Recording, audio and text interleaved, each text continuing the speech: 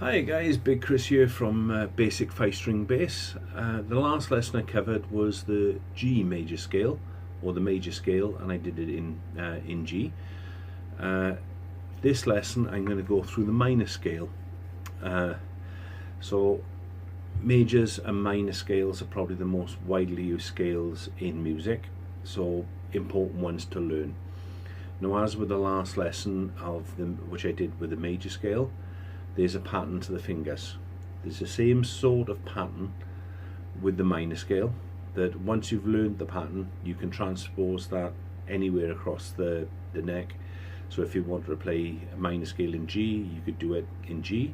If you want to play it in C, you could play exactly the same pattern and still get the minor scale of C, and likewise through all the notes.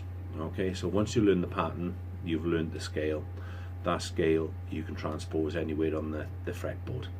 Okay, so just for consistency, I did the major scale in G, so I'll do the minor scale in G as well. Okay, so you can see where the differences are.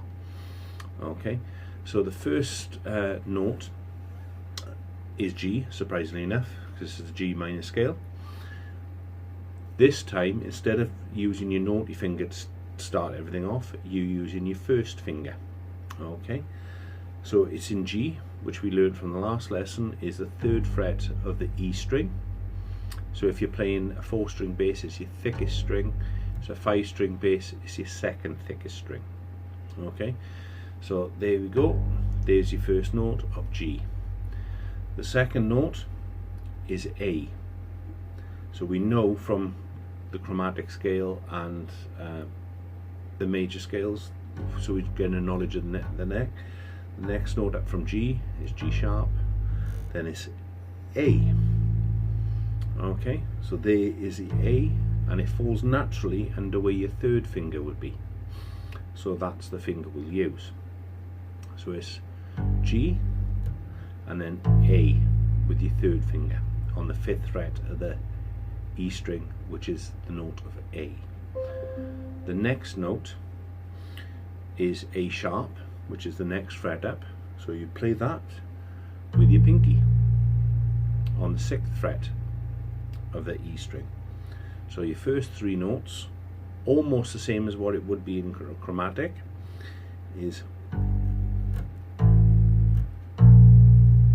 okay, so 1st finger, 3rd finger, 4th finger, which is G, A sharp. Okay, the next steps is exactly the same pattern on the next string, so it's on the A string, so it'd be C, D, D sharp, or E flat, same note.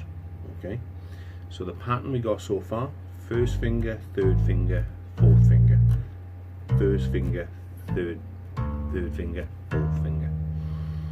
Okay, so it's G, A sharp, C, D, D sharp.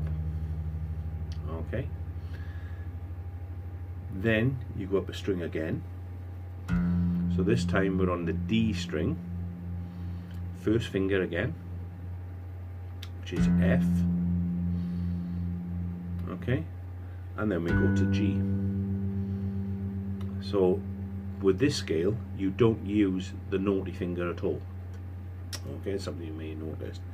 And again, when you finish on G, that's an octave of where you started.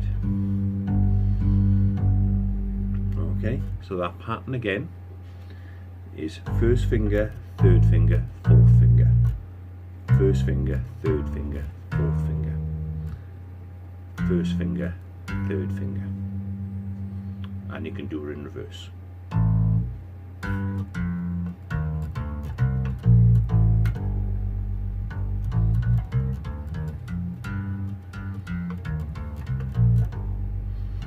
I missed a note out there, skip over that.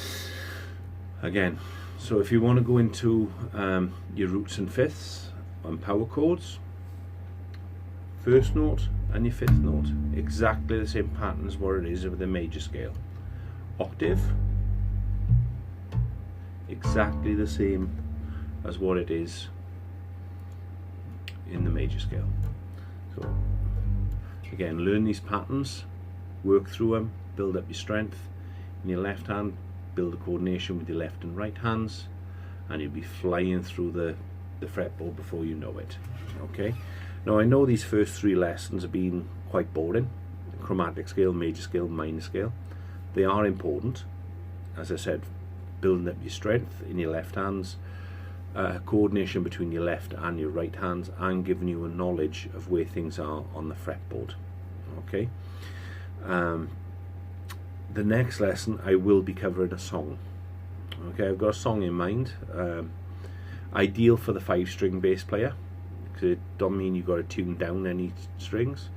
So a nice one that you guys would have a more authentic sound than the 4-string bass players playing the same song. A nice little sort of nod to you guys. Yeah, so going back through this lesson that I've shown, I played it in G. It's exactly the same pattern in C, it's exactly the same pattern in A, it's exactly the same pattern in D, E, F. Find your first note, and then you work through that pattern, and you can play the minor scale anywhere on the neck. Okay, so like I said, next lesson I'm going to be showing parts of a song, all the different components of a song, so you can play along with the music yourself at home, and it can be a little less boring. Okay, and it'll be more beneficial to you learning timing. Okay, these scales we can do to a metronome or a beat, but it doesn't build up your timing like playing any song does. Okay, so hope this lesson was beneficial for you guys. Hit like and subscribe, it does mean a lot to me.